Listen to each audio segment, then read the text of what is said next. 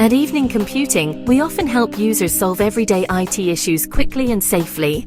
If Yubico Authenticator opens on Windows but only shows a black or empty window, you are not alone. In most cases, the application is running in the background, but the interface fails to load correctly.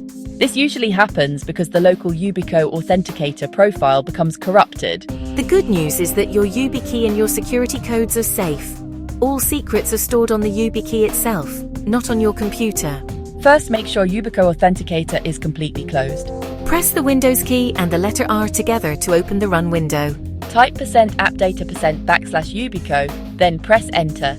Rename the folder to something like Yubico_old. This forces the app to create a clean profile. Now start Yubico Authenticator again. The app should load normally.